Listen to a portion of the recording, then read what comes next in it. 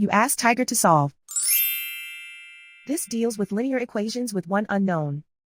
The final result is m equals -18. Let's solve it step by step. Move the negative sign from the denominator to the numerator.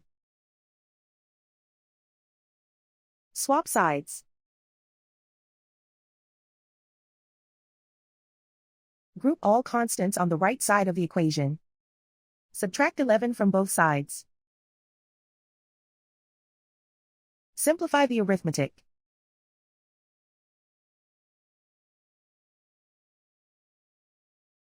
Isolate the m. Multiply both sides by 6. Group like terms.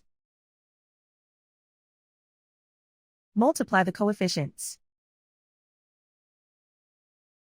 Simplify the arithmetic.